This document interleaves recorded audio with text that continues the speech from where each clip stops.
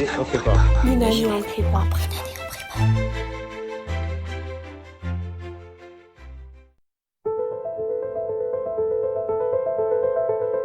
Cette année, le thème du programme de culture générale des classes préparatoires ECO est l'image. Je vais parler de l'image sous l'angle particulier de ce que l'on appelle l'iconoclasme. L'iconoclasme, terme qui signifie étymologiquement le fait de briser les images, l'iconoclasme est plus largement une politique qui consiste à refuser la présence et la production d'images dans des espaces plus ou moins vastes, qui peuvent être des lieux dits sacrés, temples, synagogues, églises, mosquées, ou bien s'étendre à la totalité de l'espace public et même parfois des espaces privés. L'iconoclasme peut également varier selon l'ampleur du type d'image qu'il interdit. Il peut proscrire les seules images de Dieu ou des dieux, ou bien s'en prendre aussi aux images des figures saintes, ou encore s'étendre à l'ensemble des êtres vivants, voire à tout ce qui, étant visible, est susceptible d'être imité par l'image.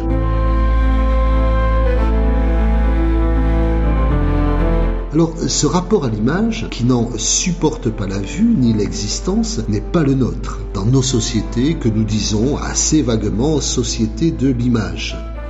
On peut donc s'interroger sur la nature du rapport à l'image de l'iconoclaste, se demander que voit-il quand il voit une image qui lui en rend la vue inacceptable, et qu'est-ce que cette expérience, qui semble n'être plus du tout la nôtre, peut nous apprendre sur l'image.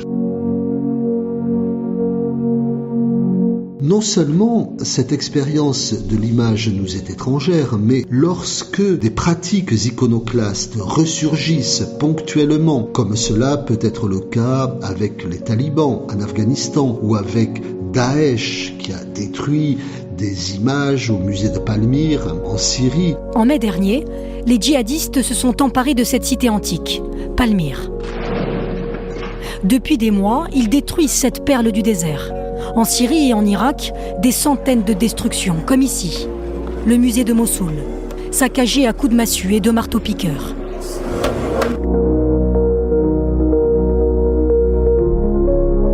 Eh bien, ces résurgences iconoclastes, nous les percevons comme le signe d'une très grande violence. Non seulement parce que nous trouvons violent que l'on détruise des images, mais en raison de la violence plus large auquel cet iconoclasme nous paraît essentiellement lié. Il faut alors pourtant prendre en considération que la philosophie n'a pas toujours porté un jugement aussi négatif sur cette pratique. Il faut être attentif au fait que ce qui est le plus ancien texte de philosophie politique qui nous soit parvenu, en l'occurrence la République de Platon, le plus ancien texte de philosophie politique au sens où il pose explicitement la question de la meilleure cité possible et la traite longuement. Eh bien, cette République de Platon est un texte qui prend parti pour l'iconoclasme. Au terme du dialogue, au livre 10, Socrate, qui mène le dialogue, indique que si l'on veut une cité juste, la plus juste possible, alors deux lois s'imposent fondamentalement, constitutionnellement, dirait-on aujourd'hui, dont l'une consiste à bannir de la cité tous les miméticiens, c'est-à-dire tous les faiseurs d'images. Si l'on veut étudier cette loi, comme je le propose maintenant, il faut faire deux remarques. La première porte sur la nature de ce qui est concerné par l'interdit. Cette loi interdit tout ce qui est produit par la mimésis, tout ce qui est le produit d'une imitation, tout ce qui est tel que lorsque cela se manifeste, cela se présente comme la répétition de quelque chose qui s'est déjà présenté ou qui aurait pu déjà se présenter. Autrement dit, la loi interdit tout ce qui se propose à un acte de reconnaissance. Cette loi n'interdit pas du tout les artistes, elle n'exclut pas les œuvres d'art de la cité, contrairement à ce que l'on dit le plus souvent. Ce qui est interdit, ce sont les images, ce ne sont pas les artistes et les œuvres d'art, et pour la raison première que artistes et œuvres d'art sont des catégories qui ne font pas sens pour les Grecs anciens, et on pourrait ajouter pour la raison seconde que ce qui pour nous aujourd'hui est appelé œuvres d'art et artistes correspond le plus souvent à des pratiques non mimétiques. Là, un ready-made du chant, la plus large part de l'art abstrait, une performance, pour autant qu'elle ne sera pas captée par un appareil enregistreur, tout ce type d'œuvre d'art qui caractérise l'art au XXe siècle aurait tout à fait sa place dans la cité socratique. Ce qui est interdit, c'est tout ce qui se présente comme une imitation, que cela soit susceptible aujourd'hui pour nous d'être appelé œuvre d'art, comme le seraient les statues de Praxitèle ou bien celle plus mythologique de Dédale, ou bien que cela soit simplement la figure d'un lit, d'une table, puisque ce sont les exemples donnés par Socrate, figure d'un lit, d'une table qui ne sont certainement pas des œuvres d'art, mais des enseignes que l'on place devant une échoppe pour signaler la nature du commerce.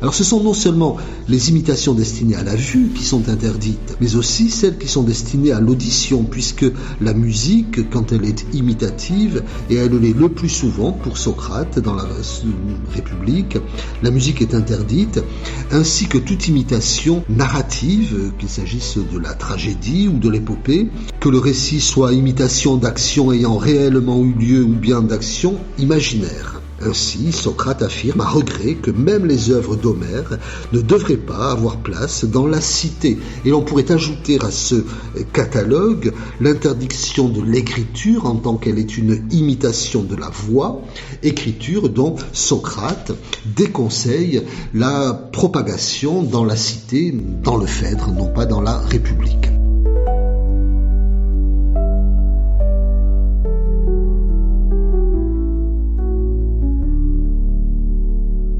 Alors, la deuxième remarque à faire au sujet de cette loi iconoclaste fondamentale est qu'elle est formulée au terme du dialogue, au livre 10.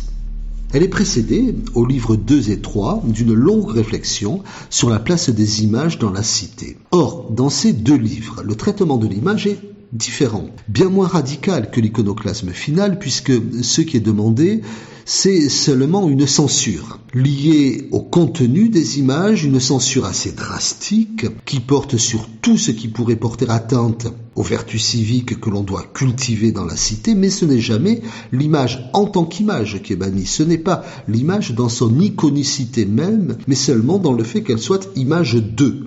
Les meilleurs d'entre nous, n'est-ce pas, quand nous entendons Homère ou quelconque des fabricants de tragédies imiter un des héros qui est plongé dans la souffrance et qui, au milieu de ses gémissements, développe une longue tirade, ou encore qu'on voit ces héros chanter tout en se frappant la poitrine, tu sais que nous y prenons du plaisir, que nous les suivons en nous abandonnant, en souffrant avec eux, et qu'avec le plus grand sérieux, nous louons comme bon poète celui qui sait nous mettre le plus possible dans un tel état.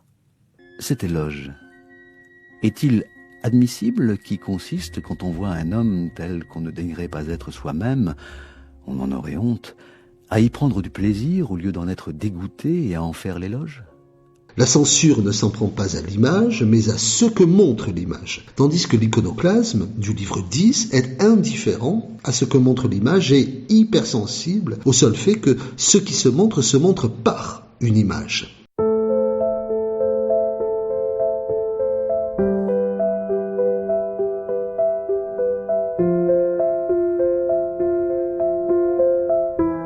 On assiste donc dans la République à la transformation de la politique des images qui commence comme une censure et qui s'achève en iconoclasme.